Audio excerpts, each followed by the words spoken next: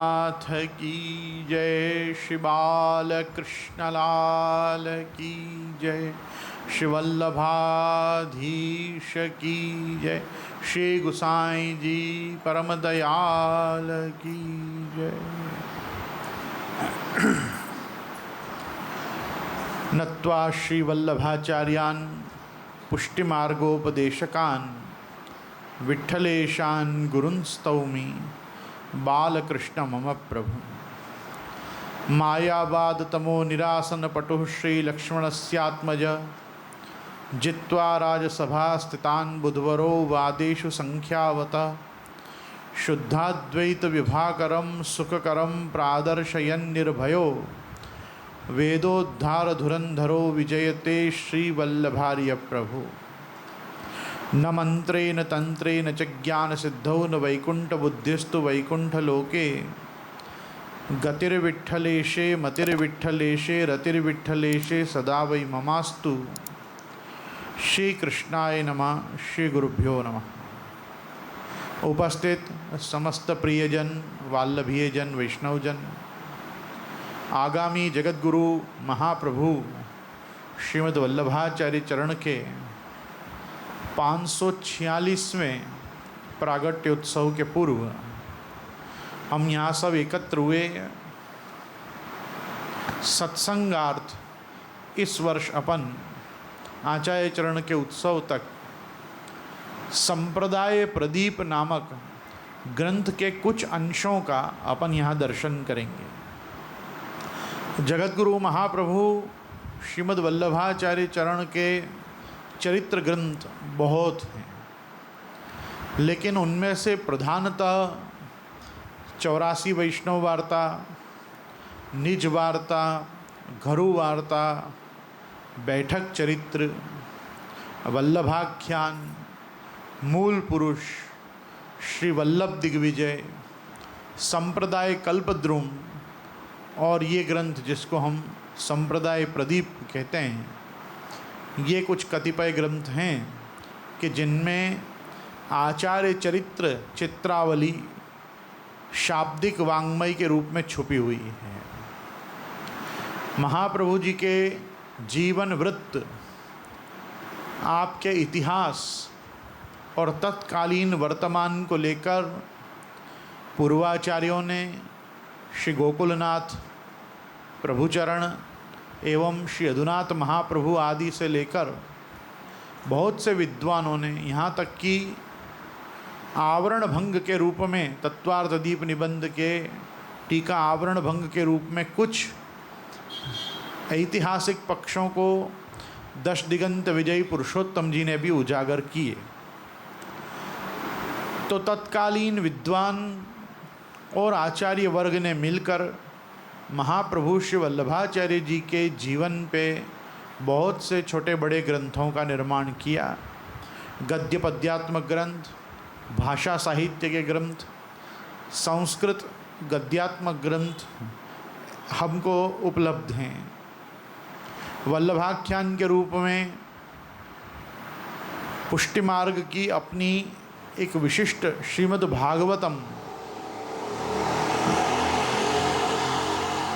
वल्लभाख्यान के रूप में भी विद्यमान है, जो गुर्जर भाषा में निबद्ध है। इसमें ये गदाधर दास द्विवेदी नाम के एक विद्वान, जो राणा व्यास जी के विद्या शिष्य रहे, ये अपने आप को प्रभुचरण श्री गुसाई जी श्री विठ्ठलनाथ जी का शिष्य बताते हैं, पर इनका कार्यकाल और श्री गुसाई जी का कार्यकाल उतना मिलता नहीं है। लेकिन श्री गुसाई जी की परिपक्व अवस्था तक भी राणा व्यास जी महाप्रभु जी के शिष्य 84 वैष्णव वार्तांतर्गत, जिनके लिए महाप्रभु श्रीमद् वल्लभाचार्य जी ने चतुश्लोकी नामना ग्रंथ प्रकट किया, वो गोधरा के राणा व्यास इनको सिद्धपुर में मिले और गदाधर दास जी ने पुष्टिमार्गीय अध्ययन, सांप्रदायिक अध्ययन इन्होंने वहाँ किया। पुष्टिमार्ग का अध्ययन करने के बाद सिद्धपुर गोधरा से राणा व्यास जी से आज्ञा लेकर ये वृंदावन को गए।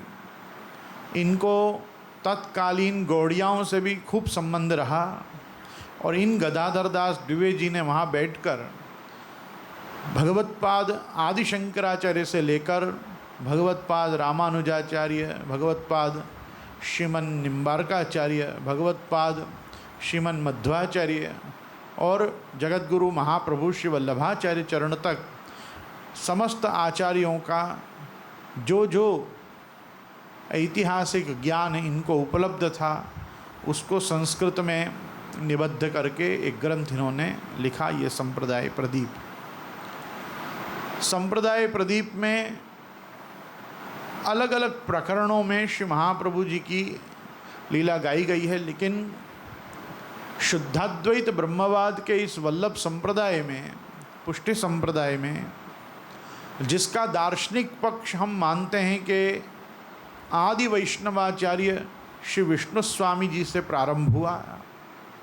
जैसे हम वेदांत के भाष्यकारों में आदि शंकराचार्य को प्रथम ब्रह्मसूत्र भाष्यकर्ता गिनते हैं, वैसे ही इतिहासकारों के मुख से सुना जाता है कि वैष्णवाचार्यों में सबसे पहले वैष्णवाचार्य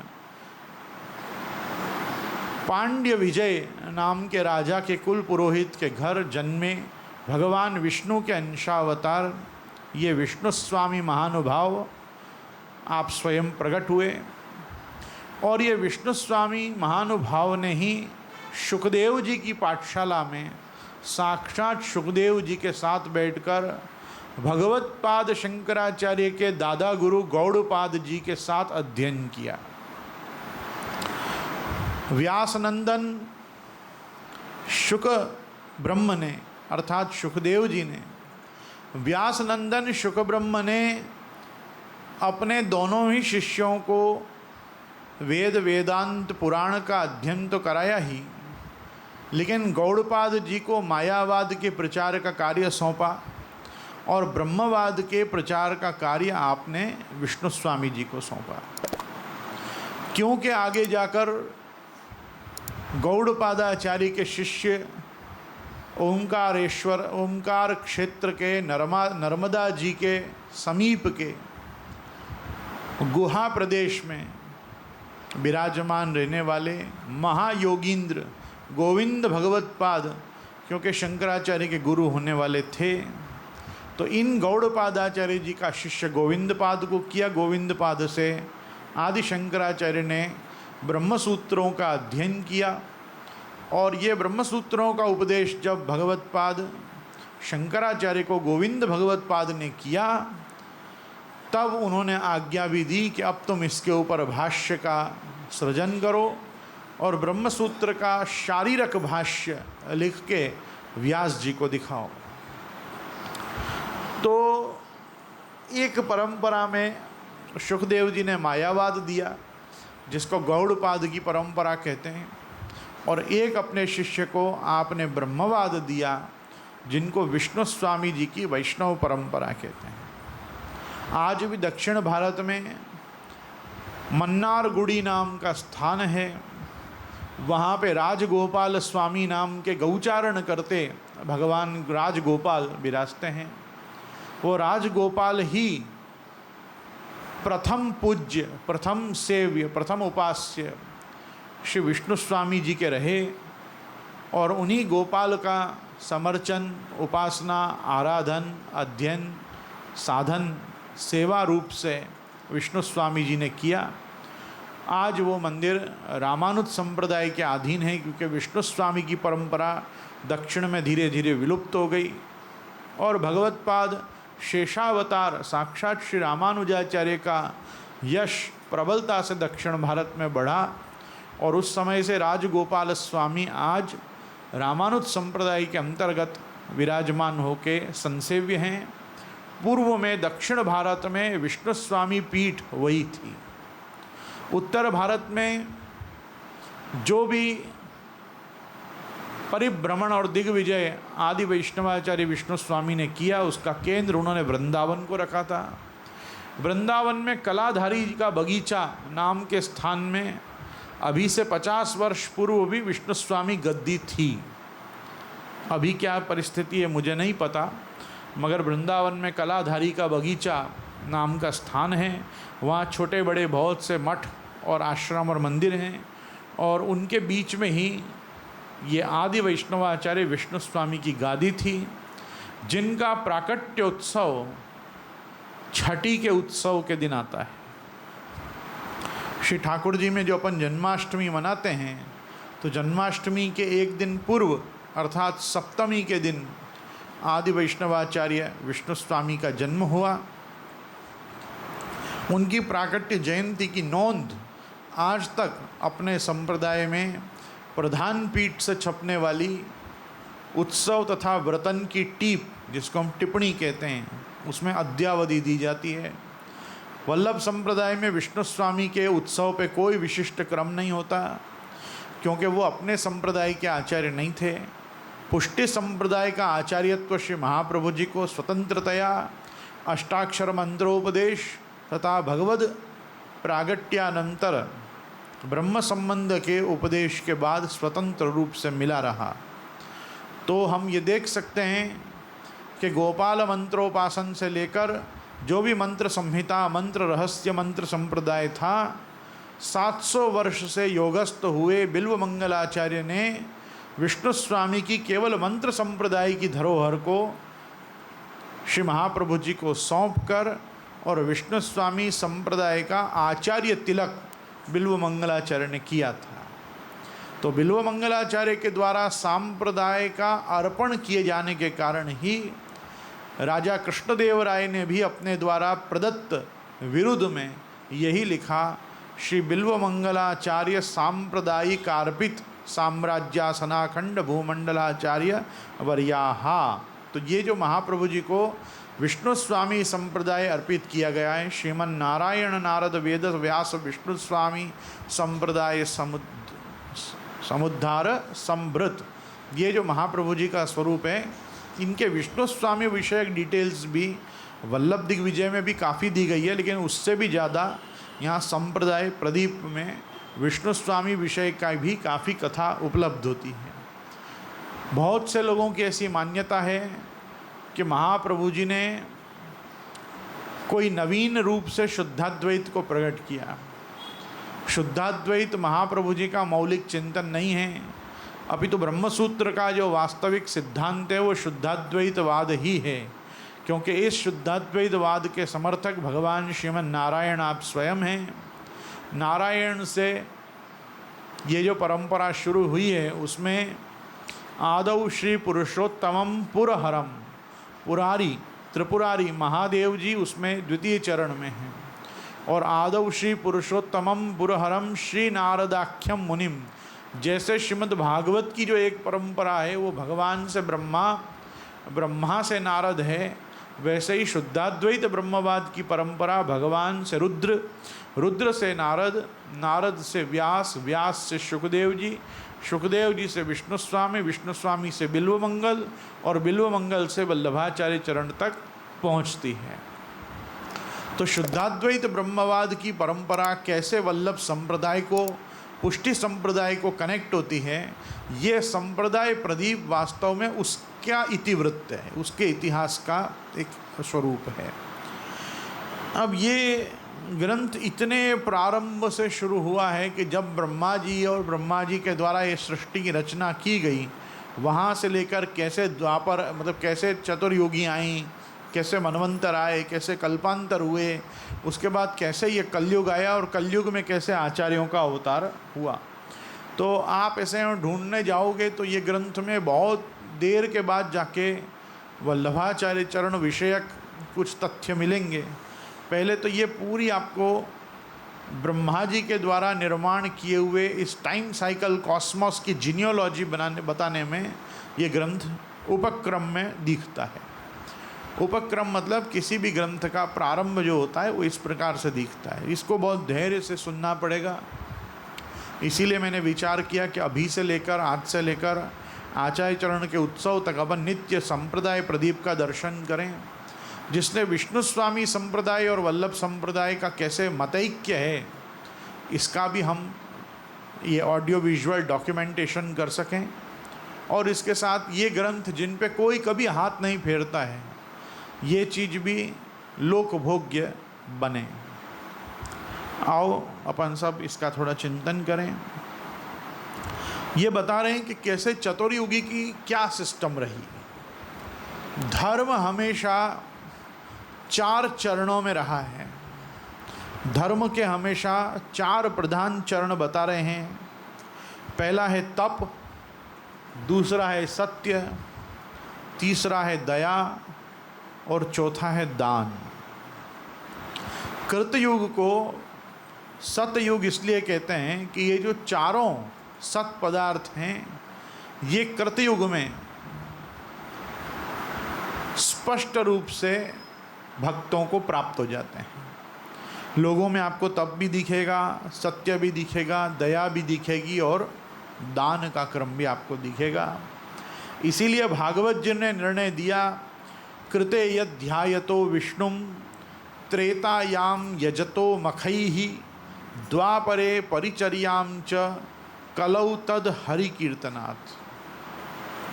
भागवत जी ने निर्णय दिया कि जब कृतयुग था, सतयुग, तब ध्यान मात्र से भगवान प्राप्त होते थे, प्रसन्न होते थे। ध्यानाभ्यास वशीकृतेन मनसा भगवत प्राप्ति सुलभ होती थी सतयुग में। फिर जब त्रेता युग आया, तो त्रेता का मतलब ही होता है कि जिसमें से एक चरण चला गया और 3 चरण विद्यमान रह गए। तो जब त्रेता आया तो त्रेता में तप जो है ये धर्म में अंतर्हित हो गया, तप नहीं रहा। अब जब तप नहीं होगा तो लोग ध्यान नहीं कर पाएंगे। तो 3 चीज़ बची, सत्य, दया और दान। तो इससे दूसरे युग का नाम त्रेता पड़ा। देखो दूसरे युग का नाम 1 2 3 4 1 2 3 4, दूसरे का नाम द्वापर होना चाहिए ना। तो एक के बाद, कृतयुग के बाद द्वापर नहीं आया, पहले त्रेता आया। त्रेता क्यों आया? क्योंकि वास्तव में एक चरण कम हुआ, ये बताने के लिए कहा कि अब 3 ही चरण रह गए, तप नष्ट हो गया, अंतर्हित हो गया, और उसके बाद यहाँ पे केवल सत्य, दया और दान रह गए। तो त्रेता में तप के अंतर्हित हो जाने से, त्रिपात होने से युग का नाम त्रेता पड़ा। उसके बाद एक और उसमें से वस्तु चली गई, और द्वापर में तप और सत्य के अंतर्हित हो जाने से द्विपात हो गया, अर्थात अब द्वापर हो गया। धर्म में 2 ही चीज़ रह गई। क्या रह गई? दया और दान। दया और दान 2 चीज़ रह गई। इसलिए त्रेतायाम यजतो मखैहि, त्रेता युग तक यज्ञ भी था। यज्ञ करने से भी बहुत वस्तु प्रकट होती थी। ऐसे तो गीता जी में तो भगवान ने बताया है, सह यज्ञा प्रजा सृष्ट्वा पुरोवाच प्रजापति। प्रजापति ब्रह्मा ने, प्रजापिता ब्रह्मा ने समस्त प्रजाओं को अलग अलग प्रकार के यज्ञ के विधान से ही प्रकट किया। ब्रह्मा जी के यज्ञ से ही सब कुछ प्रकट हुआ है। लेकिन द्वापर के आ जाने पर तप और सत्य दोनों ही अंतर्हित हो गए, इसलिए द्विपात हो गया। और जब कलयुग आया तो कलयुग में ये तीनों चीज़ें चली गईं। तप चला गया, सत्य चला गया और दया चली गई। इसलिए अब केवल एक वस्तु रह गई, दान मेकम कलौ युगे। अब आप देखोगे तो हर वस्तु, हर चीज़ का पर्याय दान में ढूंढ लेता है। आप किसी को कहोगे ये कर्म करो, ऐसे करो, वो करो, वो कहेगा आटलू तो माराथी नहीं थाय, आनी जगह मैंने बताओ ना, शू दान करी दूँ, मैं उतना दान कर दूँ मुझे फल मिल जाए, दान कर दूँ मुझे फल मिल जाए। तो अभी जितने भी फलाकांक्षी लोग हैं, इनके पास न सत्य है, न तप है, न दया है। अब क्या बचा है? दान। अब दान ही है जो कलयुग में हर व्यक्ति का उद्धारक है, क्योंकि धर्म का अंतिम चरण इसमें बचा हुआ है। इसीलिए आपको याद हो तो भागवत जी में जब राजा परीक्षित ये धर्म रूपी वृषभ और गौ रूपी पृथ्वी को बात करते देखते हैं, रोते देखते हैं, तो उस समय आप देखोगे कि अश्रुधारा के साथ रुदन करती गौ का दर्शन होता है और केवल एक पैर के साथ वृषभ मिलता है। राजा परीक्षित को जो वृषभ मिलता है वो कैसे मिलता है? एक ही पैर उसका होता है, 3 पैर उसके किसी ने काट दिए होते हैं। तो कलयुग के आ जाने पर वो दया, सत्य और तप से रहित होकर केवल दान मात्र एक चरण पे वो धर्म टिका हुआ होता है। ये कलयुग का साक्षात प्रभाव दर्शन राजा परीक्षित ने किया होता है। ये ऐसा कलयुग से भेंट होने के पहले का एक चित्रण श्रीमद् भागवत जी ने बताया है कि राजा परीक्षित को कैसे होता है। मेरा आग्रह है कि आप सुरेश भाई को छोड़ के आप लोग ये तरफ आ जाओ ना, मैं उस तरफ देख के कैसे बोलूं? तुम्हारे हो गए चरण स्पर्शियाँ सबके, तुम वहाँ आ जाओ, थोड़ा और आ जाओ। प्रदीप भाई वहाँ एक चेयर भी खाली है। काका तुम भी वहाँ लास्ट कुर्सी पे बैठो, तुम्हें दिखोगे, नहीं तो मुझे कोई दिखेगा नहीं ना। तो ये बता रहे हैं कि इस प्रकार से अब केवल एक कलयुग जो है दान धर्म वाला होकर रह गया। समय प्रभाव से अंतरित धर्म के उक्त साधन तत्त युगों में सर्वथा नष्ट न होकर न्यून प्रचार, कष्ट साध्य एवं फलदान में असमर्थ हो जाते हैं। ये क्या होता है? ये बहुत सुंदर बात कह रहे हैं यहाँ संप्रदाय प्रदीप में कि समय के प्रभाव से जो सब गुण अंतर्हित हो रहे हैं धर्म में, उससे वो लुप्त नहीं हो रहे हैं, लेकिन न्यून प्रचार मतलब तप का, सत्य का, दया का इस समय न्यून प्रचार हो रहा है, बहुत कष्ट साध्य है और फलदान में भी असमर्थ हैं। इसीलिए अपवाद स्वरूप इनका अनुष्ठान क्वचित क्वचित परिलक्षित होता रहता है। कहीं कहीं ये कुछ देखने को मिलते हैं, बाकी ये वास्तव में अब प्रकट है नहीं। वेद शास्त्रादि प्रतिपादित एक ही धर्म, वर्ण व्यवस्था, आश्रम व्यवस्था तथा नित्य नैमित्तिक काम्य आदि कर्तव्य व्यवस्था के कारण अनेक रूप हो जाता है। ये बता रहे हैं कि धर्म जो है ये कितनी चीज़ों में अब बढ़ जाता है। कभी वर्ण व्यवस्था से बढ़ जाता है, कभी आश्रम व्यवस्था से बढ़ जाता है, और कभी नित्य नैमित्तिक काम्य आदि कर्तव्यों की व्यवस्था के कारण ये धर्म अनेक रूपों में दिखने लगता है। अब धर्म का कोई एक ही स्वरूप नहीं दिखता।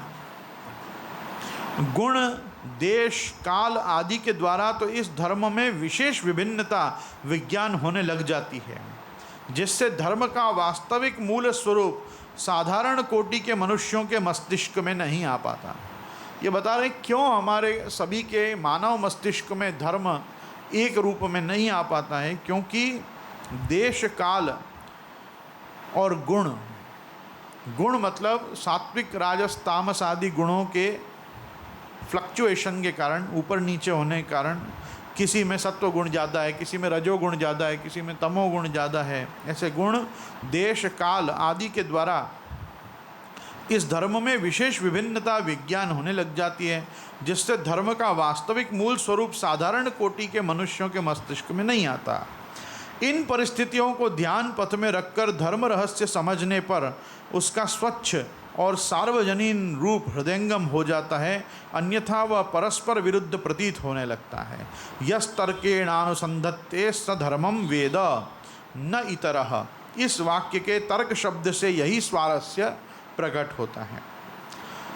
फिर आज्ञा कर रहे हैं कि जिस प्रकार गीता के अनुसार प्रतियुग अधर्म नाश और धर्म संस्थापना के अर्थ पृथक पृथक रूप से भगवद अवतार होते हैं, उसी प्रकार प्रति मनवंतर त्रिलोकी शासक पृथक पृथक इंद्र, वेद मूलक शास्त्रमत प्रतिपादक पृथक पृथक सप्तऋषि, इंद्रानुचर देवगण, दंड नीति द्वारा धर्मपालक पृथक पृथक मनुपुत्र राजा तथा च तत्त कल्पानुसार सृष्टि का वर्णन करने के लिए पुराण प्रवर्तक व्यास के भी पृथक पृथक अवतार होते हैं। ये गीता जी के उस वाक्य का बहुत अति प्रसिद्ध वाक्य के आधार पे कह रहे हैं कि जो भगवान का संकल्प है, यदा यदा ही धर्मस्य ग्लानिर्भवति अभ्युत्थानम अधर्मस्य तदात्मानं सृजाम्यहम् और परित्राणाय साधूनां विनाशाय च दुष्कृतां धर्म संस्थापनार्थाय संभवामि युगे युगे।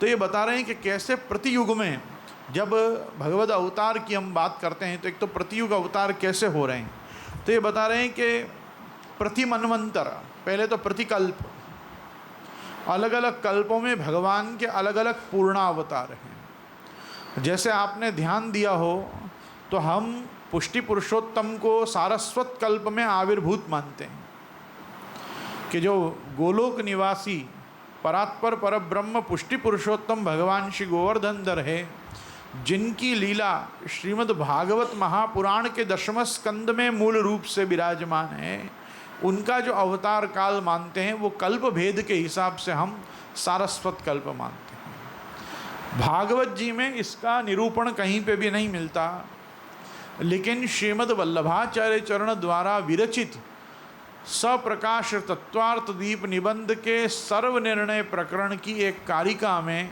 और कारिका के प्रकाश में श्री महाप्रभु जी ऐसी आज्ञा करते हैं कि भागवत में वर्णित भगवान की जो कृष्ण लीला है वो सारस्वत कल्पानुसारी है, ऐसा मत्स्य पुराण का वचन है। महाप्रभु जी क्या निर्णय देते हैं कि भागवत में विराजमान 10वें स्कंदी ये कृष्ण लीला सारस्वत कल्प के भगवद अवतार की लीला है, ऐसा मत्स्य पुराण का वचन है। बराबर है। तो मत्स्य पुराण का एक वचन इस चीज को सपोर्ट करता है कि वल्लभाचार्य चरण द्वारा मान्य सुबोधनी जिसके ऊपर टीका की गई है वो 10वें स्कंद में विराजमान लीला पुरुषोत्तम जो हैं उनका जो पूर्ण अवतार हुआ है वो सारस्वत कल्प में हुआ। और आपको आश्चर्य होगा जान के कि पुष्टि पुरुषोत्तम भगवान श्री कृष्ण का संपूर्ण पुष्टिस्थ अवतार जैसे सारस्वत कल्प में हुआ था, उसके पहले आप श्री का ही पूर्ण पुष्टि पुरुषोत्तम रामावतार उसके पहले के कल्प में हुआ है। मतलब ये जो उपनिषद हैं, राम तापनीय उपनिषद, गोपाल तापनीय उपनिषद, नृसिंह तापनीय उपनिषद, ये जो औपनिषदिक वैदिक ग्रंथ नृसिंह वामन राम कृष्ण के परब्रह्मता का समर्थन करते हुए बोलते हैं, तो ये अलग अलग कल्प में भगवान श्री कृष्ण ने संपूर्ण अवतार कैसे लिए थे, उसके आधार पे एक एक कल्प को एक एक भगवान के अवतार का पूर्णावतार ये निरूपण करते हैं। पहले ये समझो, तो प्रतिकल्प में भगवद अवतार कैसे होता है। दूसरा, मनवंतराण सद्धर्म, मनवंतराणी सद्धर्म। भगवान सुखदेव जी स्वयं श्रीमद् भागवत के 2 स्कंद में अत्र सर्गो विसर्गश्च स्थानम पोषणमूतय मनवंतरेशानुकथा निरोधो मुक्तिराश्रय, इसको समझाते हुए जैसे 7वें स्कंद को बताते हैं कि ऊतयः कर्म वासना, वैसे ही मनवंतर लीला को कहते हैं मनवंतराणी सद्धर्म। सद्धर्म का स्थापन करने के लिए भगवान अलग अलग मनवंतर में अलग अलग रूप में अवतीर्ण होते हैं। जैसे किसी एक मनवंतर में भगवान हरि रूप से गजग्राह का उद्धार करने के लिए गजेंद्रोपाख्यान में प्रकट हुए, ऐसा एक एक दृष्टांत। तो कैसे सबसे पहले 8वां स्कंद शुरू होता है, तो कैसे मनवंतर में कौन से मनवंतर में भगवान का कौन सा अवतार हुआ, कौन से मनवंतर में कौन सा अवतार हुआ, वो बताते हुए और फिर बाद में एक मनवंतर की कथा गाते हुए जिसमें श्राद्ध देव नाम के मनु थे जो राजा सत्यव्रत थे, और बाद में जब ब्राह्मी निशा बीती और वापस सृष्टि अपने रूटीन पे चढ़ी तब वही बाद में वैवस्वत मनु कहलाए। तो राजा सत्यव्रत की कथा अंत में 24वें अध्याय में 8वें स्कंद के गा के पूरे 8वें स्कंद में आने वाले भगवद अवतार क्रमों को मनवंतर लीला बता के बताते हैं कैसे प्रति मनवंतर प्रतिकल्प के पूर्णावतार की तरह भगवान अलग अलग अवतार मनवंतरों में भी लेते हैं। उसके बाद ये नरसिंह, वराह, राम, लक्ष्मण, कृष्ण, बलराम आदि रूपों से कैसे जय विजय का उद्धार करने के लिए सत्युग में, त्रेता में, द्वापर में भगवान अलग अलग मत्स्य, कूर्म, वराह, नरसिंह आदि अवतार लेते हैं। वो तो हम प्रतियुग के संभवा में युगे युगे देखते ही हैं। और कलयुग में दशावतार में प्रधान 2 अवतार, पहला अवतार बुद्धावतार और अंतिम अवतार इस युग का कल्कि भगवान का अवतार। ये 2 अवतार अपन को कलयुग में बताए गए। इसीलिए श्री महाप्रभु जी के वचनों में भी हमको मिलता है। शास्त्रार्थ प्रकरण में श्री महाप्रभु जी आज्ञा करते हैं तत्वार्थ दीप निबंध के, बुद्धावतारे त्वधुना कलौ तद्वशगा शुभा नाना मतानि विप्रेषु भूत्वा कुर्वन्ति मोहनम और तेषाम कर्मवशानाम ही भव एव फलिष्यति।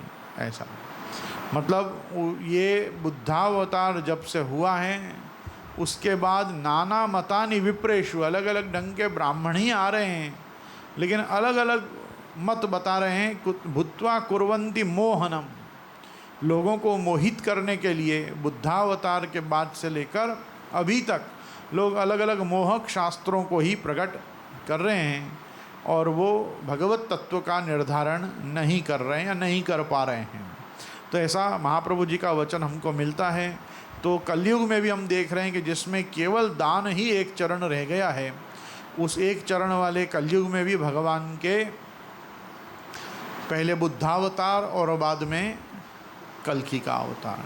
अब आपका प्रश्न इसमें होगा कि तो फिर वल्लभाचार्य चरण के अवतार को एग्जैक्टली कहाँ स्थान है, अगर वो भगवान के ही पूर्णावतार का अपूर्णावतार है?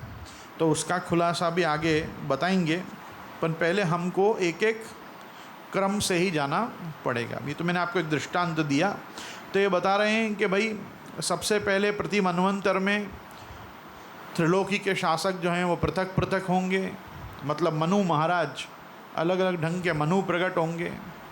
और उसके बाद वेद मूलक शास्त्र भी जो हैं वो प्रतिपाद्य अलग अलग ढंग से होंगे।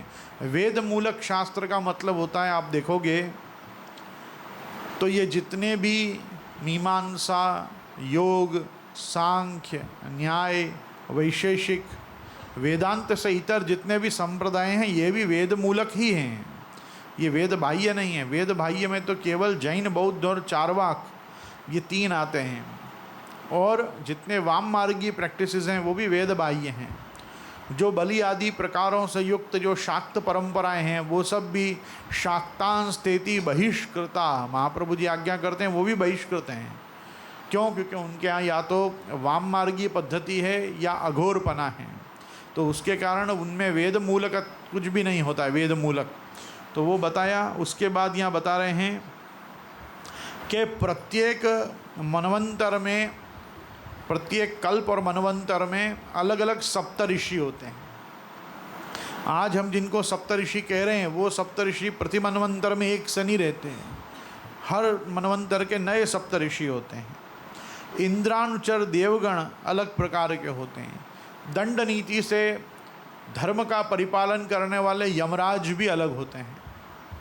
यमराज भी, हम भी यमाय नमः, यम धर्मराजाय नमः, यमराज के भी 2 स्वरूप माने जाते हैं। आपको ध्यान हो तो अपन कभी भी युधिष्ठिर को देख के ये नहीं कहते हैं कि वो यमराज का पुत्र है। अपन युधिष्ठिर को क्या कहते हैं? धर्मराज के पुत्र हैं। तो यम और धर्मराज एक ही व्यक्ति हैं, लेकिन डिपार्टमेंट अलग होने से उनकी आइडेंटिटी अलग अलग शास्त्र ने मानी है। बराबर?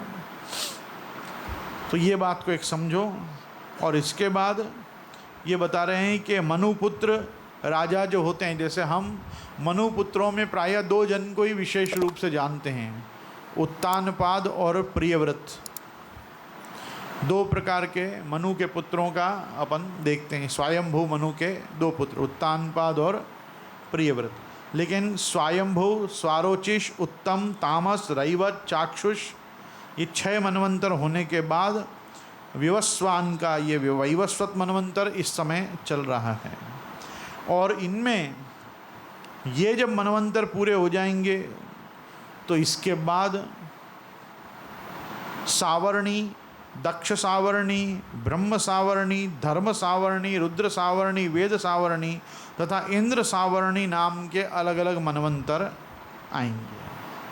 आपको ध्यान हो तो भगवान ने जब बलि राजा को सुतल लोक में भेजा, पाताल में, तो सुतल लोक में स्थित बलि को भी भगवान ने आशीर्वाद यही दिया था कि तुमने 100 अश्वमेध यज्ञ पूरे किए हैं इंद्र पद प्राप्ति के लिए, तो जब सावर्ण्य नाम का मनवंतर, प्रथम सावर्णी मनवंतर आएगा तब इंद्र पद तुमको दिया जाएगा। तो Bali raja will be the next Indra, बराबर। अभी के इंद्र कौन हैं? पुरंदर हैं अभी के, और उनकी पत्नी का नाम शची है। तो शची और पुरंदर इस समय के इंद्र हैं, आगे जाके बलि राजा हो जाएंगे। तो ये बता रहे हैं कि इस प्रकार से पूरी सृष्टि जो है वो अलग अलग कल्प और मनवंतर के बदलने से सब चीज़ नई निर्मित होती हैं। और यहाँ तक कि कह रहे हैं कि मनुपुत्र राजा भी अलग होते हैं, तत्त कल्पानुसार सृष्टि का वर्णन भी होता है। और यही नहीं, पुराणों को लिखने वाले व्यास भी अलग अलग प्रकार के प्रकट होते हैं। सो अभी तक में वेद व्यास जी का 71वां अवतार हो चुका है। कितना? 71 या 71 टोटल होते होंगे, उसमें अभी एक चल रहे हैं। और व्यास प्रोक्त पुराणों में जो परस्पर मतभेद उपलब्ध होता है वह भी तत्त कल्प के व्यास द्वारा वर्णित तत्कालीन वृत्तांत के कारण होता है। ऐसा समझ लेने पर पुराणों में किसी प्रकार का विरोध दृष्टिगोचर नहीं होता। तो ये अपने को समझा रहे हैं कि प्रतिकल्प का व्यास अलग मान लेना चाहिए। इससे पुराणों में जो किसी पुराण में कुछ कहा गया है, किसी पुराण में कुछ कहा गया है, तो महाप्रभु जी ने भी सुबोधिनी में यही निर्णय दिया है, कल्प भेदम समाहितः, कि कल्प भेद समासयेत कल्प भेदम समाहित। तो वर्तमान श्वेत वाराह कल्पीय वैवस्वत मनवंतर के 28वें द्वापर युग में 5000 वर्ष पूर्व व्यतीत हुआ है। अभी तक कितना गया है? वर्तमान में श्वेत वाराह नाम का कल्प है, इसमें विवस्वान नाम के मनु का ये मनवंतर चल रहा है, इसलिए इसको वैवस्वत मनवंतर कहते हैं। 28तमे कलयुगे, इस समय जो कलयुग चल रहा है वो 28वां कलयुग चल रहा है, मतलब सत्युग त्रेता द्वापर कलयुग, सत्युग त्रेता द्वापर कलयुग, ऐसा प्रपंच करते हुए अपन अभी कौन से चरण में हैं? 28वीं साइकिल चल रही है।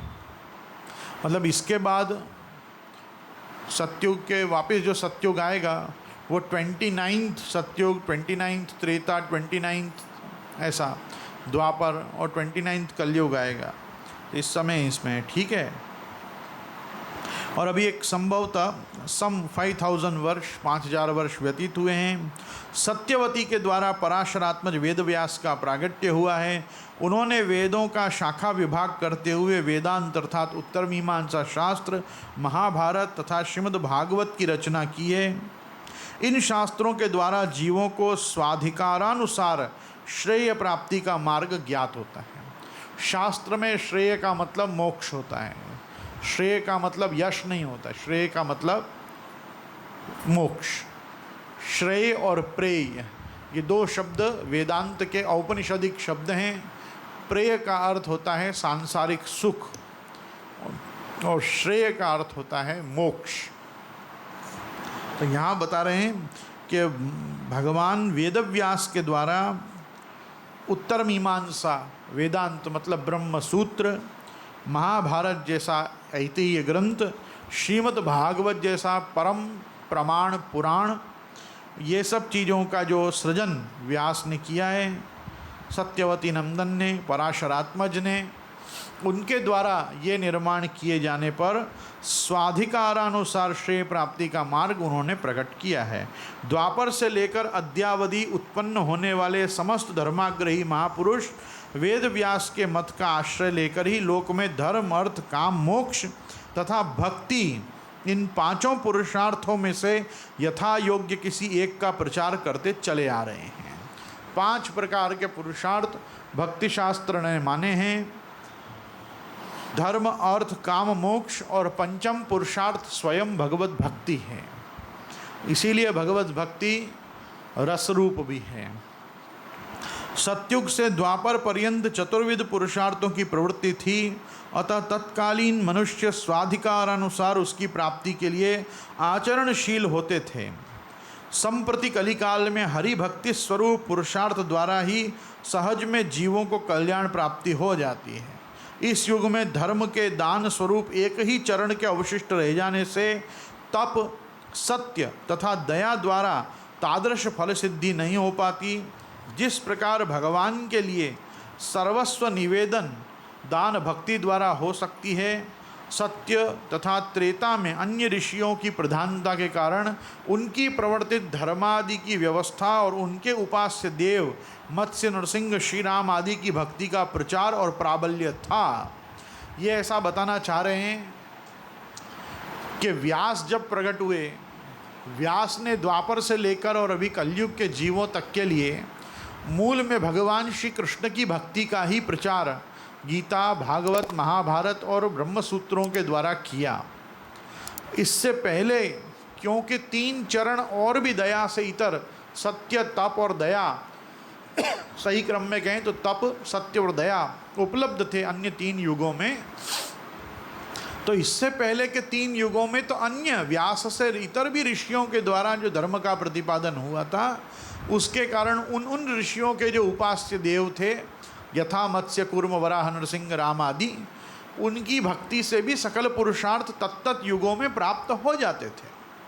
पर कलिकाल की स्थिति बहुत अलग बता रहे हैं। ये बता रहे हैं कलिकाल में तो श्री भागवत रचयिता वेदव्यास की ही प्रधानता से उनके अभिष्ट उपास्य देवादिदेव श्री कृष्ण की भक्ति ही परम कल्याण साधक सर्वसुलभ साधन सिद्ध होती है। फिर बता रहे हैं कि देखो, यद्यपि पुराणों में कहीं कहीं पुराणों में बहुत से श्लोक मिलते हैं, जैसे पुराणों में श्लोक मिलता है कलौ देवो महेश्वरः, कलिकाल में महादेव जी बहुत जल्दी प्रसन्न हो जाने वाले देवता हैं। बहुत से लोग प्रेम से उनको आशुतोष भी कहते हैं। आशुतोष मतलब जल्दी से प्रसन्न हो जाने वाले भगवान। तो ऐसे वचन भी मिलते हैं, कलौ देवो महेश्वरः। ऐसे भी वचन पुराणों में मिलते हैं, कलौ जागृति गोपालो, कलौ चंडी विनायको। कलयुग में 3 देवता जागृत हैं। विनायक मतलब गणपति, चंडिका मतलब भगवती दुर्गा, और गोपाल मतलब भगवान श्री कृष्ण। ये बहुत जल्दी प्रसन्न होकर फल देते हैं कलिकाल में। कहीं कहीं ये वचन भी मिलता, कलौ रामेति कीर्तनम। कहीं कहीं बताया गया है कि कलयुग में भी रामचंद्र जी बहुत जल्दी प्रसन्न होते हैं। तो ऐसे जब वाक्य मिलते हैं, इत्यादि वाक्यों से कलयुग में अन्य देवों की प्रधानता और भक्ति का उल्लेख पाया जाता है। तथापि इससे यह सिद्ध नहीं होता कि वह कलयुग कौन सा है, क्योंकि प्रत्येक मनवंतर में अनेक कलयुग आते हैं। अतः कृष्ण के अतिरिक्त अन्य देवों की प्रधानता एवं भक्ति की महत्ता वाले कलयुग या तो व्यतीत हो चुके हैं या क्रमशः आगे आने वाले हैं। क्योंकि हम 28वें कलयुग में चल रहे हैं, तो ये सब वचन किस कलयुग के लोगों के लिए कहे गए हैं इसका निर्णय नहीं हो पाता। इसलिए अपन को मान के चलना चाहिए कि या तो ये सब अन्य किसी मनवंतर के कलयुग हैं जो हो चुके हैं या आगे होने वाले हैं।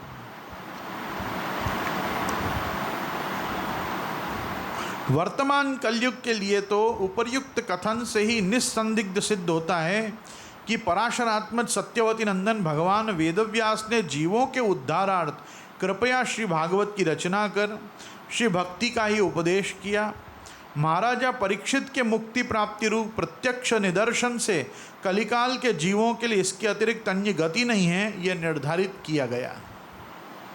उन्होंने कलयुग के प्रारंभ में श्रीमद् भागवत की कथा के द्वारा परीक्षित के मोक्ष का जो प्रत्यक्ष दर्शन सभी को कराया, उससे व्यास जी ने सिद्ध किया कि इस कलयुग में तो केवल कृष्ण कथा ही लोगों की उद्धारक है, अन्य देव उपासना नहीं। ब्रह्मांड पुराण का एक वचन यहाँ उद्धृत कर रहे हैं वो, कि ब्रह्मांड पुराण ऐसा कहता है, कलौ 10 सहस्रेण विष्णुस्त्यक्षति मेदनीम तदर्धम जाह्नवी तोयम तदर्धम सर्वदेवताः। ध्यान से सुनना, मैं वापस बोल रहा हूँ। कलौ 10 सहस्रेण विष्णुस्त्यक्षति मेदनीम तदर्धम जाह्नवी तोयम तदर्धम सर्वदेवताः। इस कथन से भी उक्त सिद्धांत की पुष्टि होती। किस सिद्धांत की पुष्टि हो रही है? ब्रह्मांड पुराण का ये श्लोक बता रहा है कि कली में 10,000 वर्ष पर्यंत पृथ्वी पर भगवान विष्णु रहेंगे। कब तक रहेंगे? 10,000 विष्णु। कलौ 10 सहस्रेण, विष्णुस्त्यक्षति मेदिनी, मतलब ये मेदिनी का त्याग भगवान श्रीमन नारायण जो हैं वो 10,000 वर्ष तक रहने के बाद करेंगे। तो 10,000 वर्ष बाद आपको विष्णु भक्ति कहीं भी दिखेगी नहीं। उससे आधे में ही गंगा जी की प्राप्ति होगी। तदर्धम जाह्नवी तोयम, मतलब कलिकाल के 5,000 वर्ष तक ही गंगा जी भूतल पे विराजेंगे। और तदर्धम सर्वदेवता, और उससे भी 2,500 साल में ही, मतलब उससे भी आधा, 5,000 का भी आधा, तभी तक लोगों को देवताओं का भी प्रत्यक्ष दर्शन इस कलिकाल में होगा। वो भी पात्र और अधिकारानुसार देवताओं का दर्शन होगा। तो देवताओं का दर्शन 2,500 साल तक कलयुग में, गंगा जी का दर्शन 5,000 साल तक कलयुग में, और भगवान विष्णु का दर्शन 10,000 साल तक कलयुग में होगा। इस प्रकार से बताया गया है। इस कथन से क्या पुष्टि होती है? कली में 10,000 वर्ष पर्यंत पृथ्वी पर भगवान विष्णु, 5,000 वर्ष पर्यंत भगवती जाह्नवी का जल तथा 2,500 वर्ष पर्यंत देवताओं का प्रागट्य होता रहेगा। इस अवधि के अनंतर शनै शनै उनका तिरोभाव होता जाएगा। इसलिए कलयुग में विष्णु की प्रधानता और उनकी विशेष उपस्थिति से भक्ति ही कर्तव्य रूप से सिद्ध होती है, क्योंकि भगवान विष्णु ही 10,000 वर्ष तक कलयुग में पृथ्वी पर विराजमान रहने वाले हैं। कलिकाल के पूर्व अन्य युगों में जो मनुष्य वेदोक्त वर्णाश्रम धर्म तथा भागवत धर्म का आचरण करते रहे हैं, उन्हें तत्त कामनानुसार त्रिविध फल की प्राप्ति हुई है। इन जीवों में जो स्वधर्माचरण से स्वर्गादि लोक प्राप्ति फल के अभिलाषुक थे, वे कली की समाप्ति पर्यंत तत्त लोकों में निवास करते हुए तत्त सुखों का उपभोग करते रहेंगे। जो वैराग्य ज्ञानवान होकर मोक्ष के लिए स्वधर्मानुष्ठान करते थे, वे सांख्य, वेदांत, योग, शैव, वैष्णव आदि शास्त्रोक्त स्वाधिकारानुसार मोक्ष को प्राप्त हो चुके हैं। जो निष्काम भागवत धर्म का आचरण करने वाले हुए हैं, वे कलयुग के गुण को जानकर उस 10 सहस्त्र वर्षों में ही भारतवर्ष में भक्त्यर्थ वैष्णव कुल में जन्म लेते रहते हैं। भागवत के 11वें स्कंद के 5वें अध्याय में तथा 12वें स्कंद के 3रे अध्याय के श्लोकों से इसी कथन की पुष्टि होती है। तो 11वें स्कंद का 5वें अध्याय में वही है जो हम आपको बताते हैं ना, कलौ खलौ भविष्यन्ति नारायण परायणाः।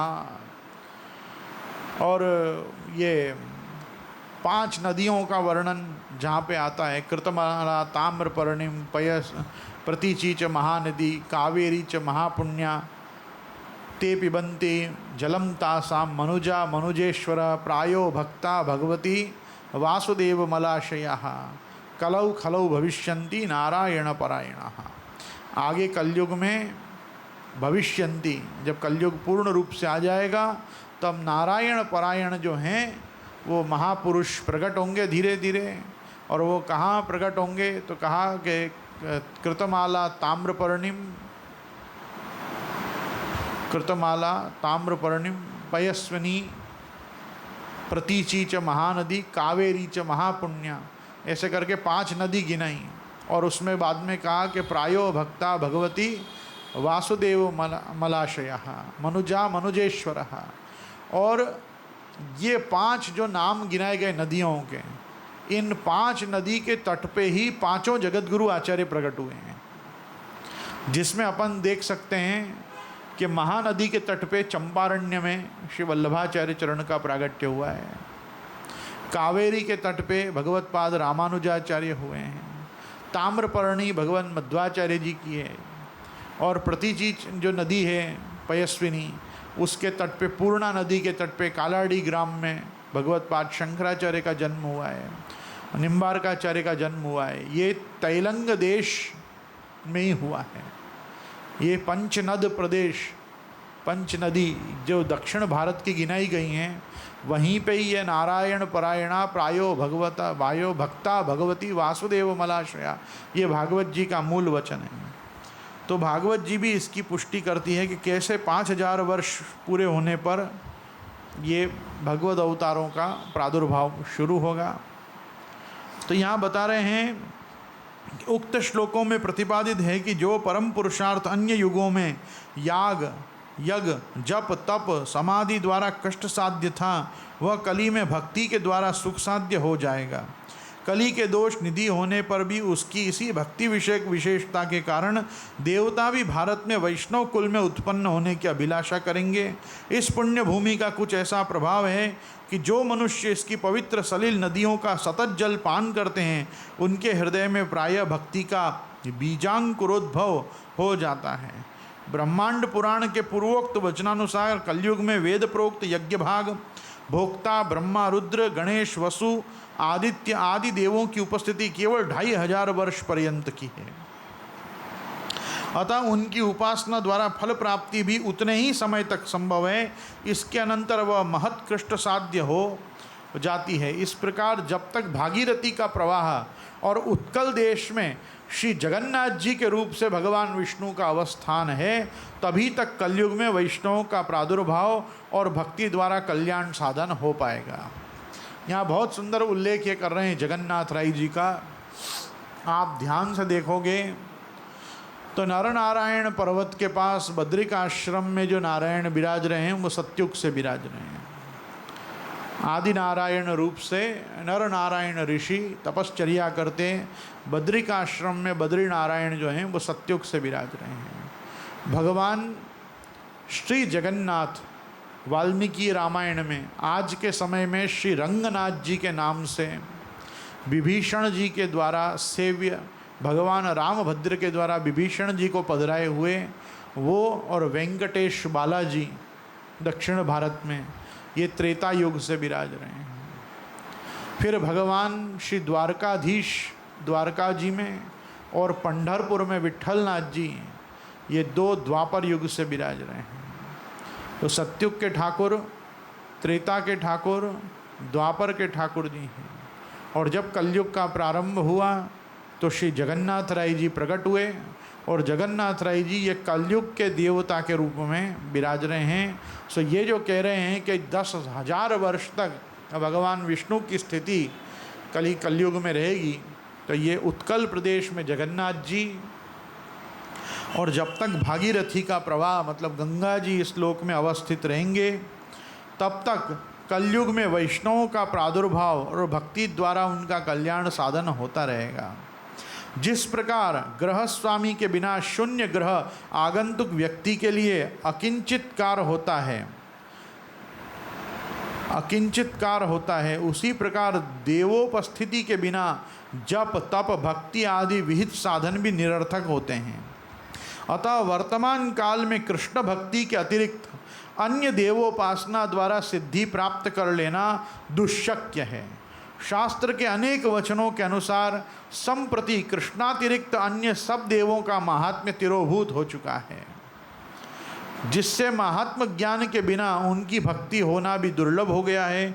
श्री वल्लभाचार्य चरण ने स्वरचित कृष्णाश्रय स्तोत्र में यही वर्णित किया है। अतः कलौ भक्ति यह उक्ति अक्षरशः सत्य सिद्ध होती है।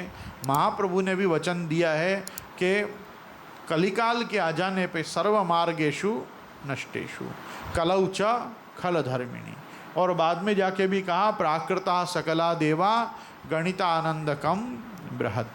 ये प्राकृता सकला देवा ये सब प्रकृति में ही लीन हो चुके हैं। अब 5,000-2,500 वर्ष के बाद से इनकी प्रकट उपस्थिति शास्त्र सम्मत नहीं मानी गई है। कलिकाल में विशेषता वेद मार्ग बहिष्कृत पाखंड पोषक, कलिकाल में विशेषतया ये बता रहे हैं कि वेद मार्ग बहिष्कृत पाखंड पोषक म्लेच्छ कौलिक आदि अनेक मत प्रवर्तकों की उत्पत्ति होती है, जिनके आपाततः रमणीय किंतु अंतस्सार विहीन वाग्जाल में फंसकर जन समुदाय अनंत काल तक निरयगामी ही बना रहता है। विष्णु पुराण के धर्मोत्तर खंड में कथनानुसार कलयुग में ऐसे अनेक मोहक पंथों से सावधान रहने की आवश्यकता बताई गई है। विष्णु धर्मोत्तर पुराण में भी कहा गया है और बाद में स्कंद पुराण के कथनानुसार कली के सर्वोत्कृष्ट आद्य 10 सहस्त्र वर्षों में त्रिविध वैष्णवों की उत्पत्ति होती है। प्रथम वे हैं जो मनसा या वाचा और कर्मणा कृष्ण भक्ति में तल्लीन रहते हैं। द्वितीय वे जो हैं संप्रदाय द्वारा परंपरा प्राप्त वैष्णव धर्म का परिपालन करते चले आते हैं। तृतीय वे हैं जो वैष्णव कुल में उत्पन्न न होकर भी सद्गुरु के वाक्य पर श्रद्धालु होकर स्वधर्म अर्थात वैष्णव धर्म में सम्मिलित हो जाते हैं। भगवदीयता के कारण इन त्रिविध भक्तों पर कली का प्रभाव नहीं पड़ता। ये कलयुग में 3 प्रकार के वैष्णव बता रहे हैं स्कंद पुराण के अनुसार। पहला वैष्णव ये वो बता रहे हैं कि जो मन वाणी और कर्म से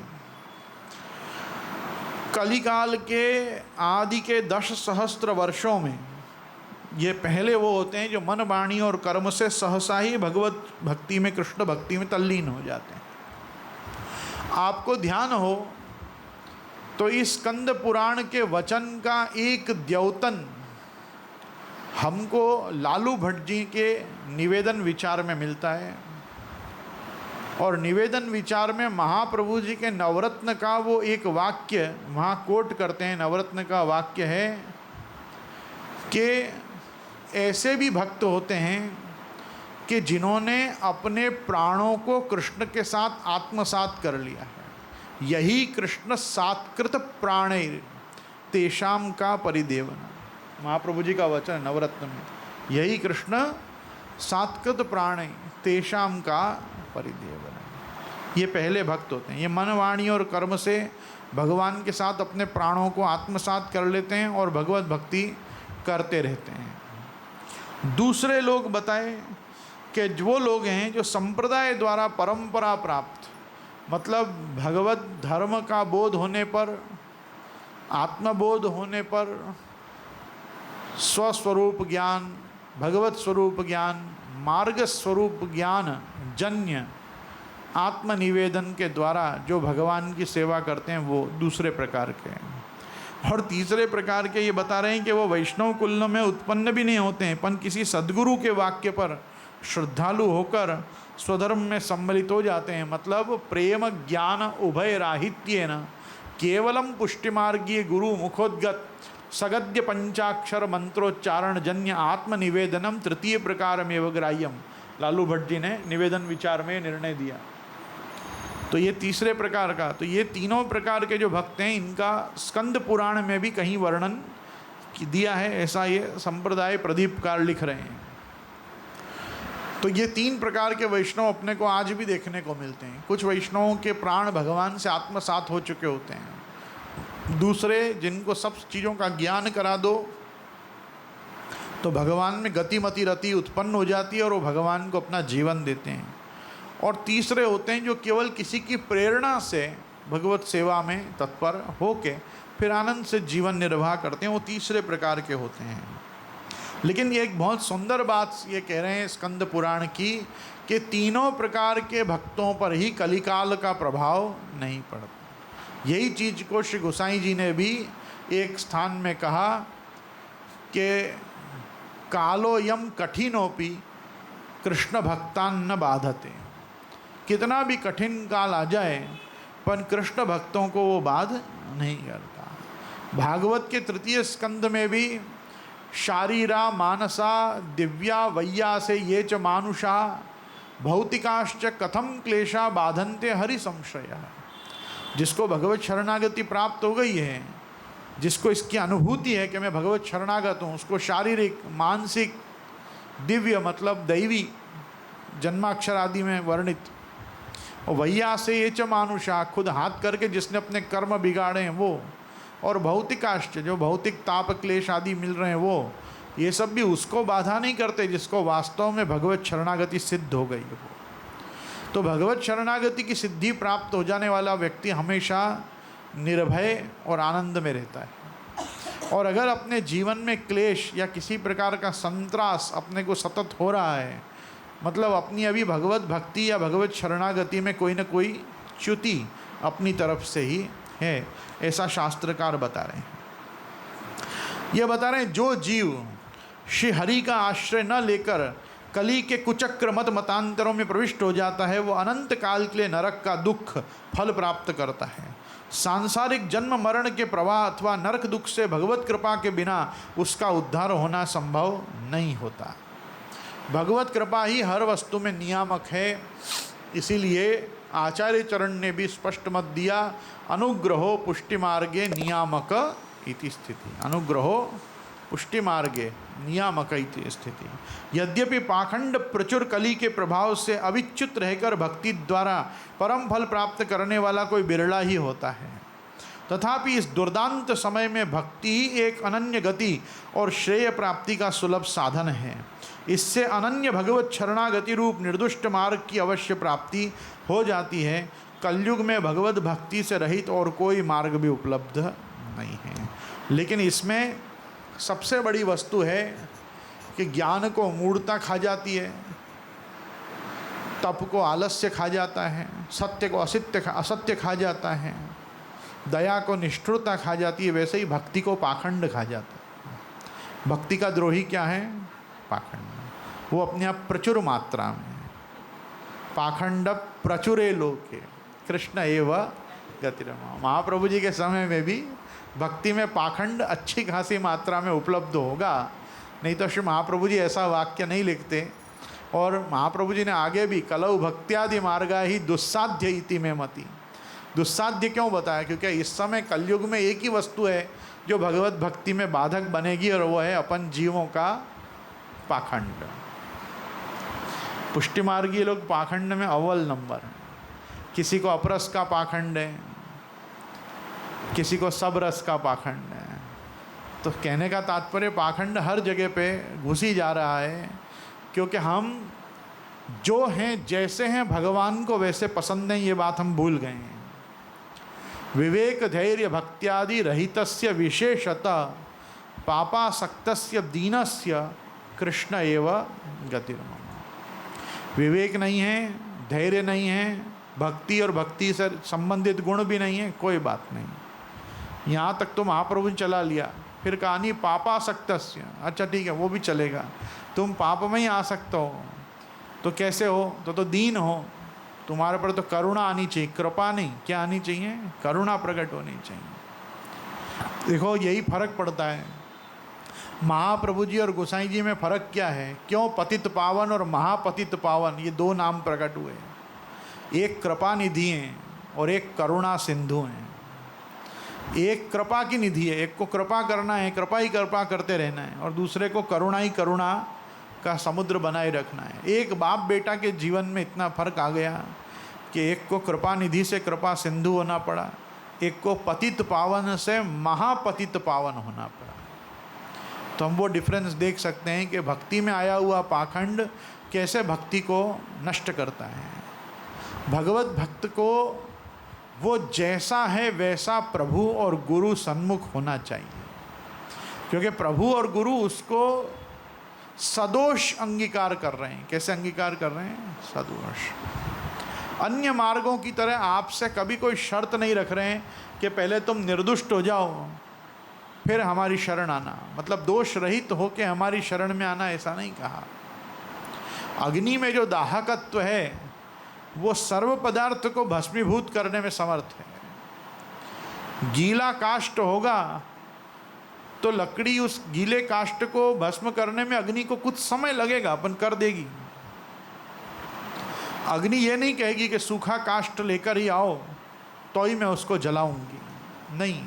वो गीले काष्ठ को पहले इतना ताप देगी कि वो वहीं पड़ा पड़ा सूख जाए, और जब वो सूख जाएगा तो उसको अग्नि जला देगी। ये वैश्वानर का सामर्थ्य है। अपन सदोष प्रभु के पास आएंगे तो भगवान कहेंगे ऑल राइट, अपि चेत सुदुराचारो भजते माम अनन्य भाग साधुरेव समंतव्य सम्यक व्यवसितो ही सहा। आप भगवान से कहोगे मैं महापापी हूँ, भगवान कहेंगे कोई बात नहीं, आ जाओ, पापी हो तो भी मेरे पास आ जाओ। भगवान ने कहा ही है ना,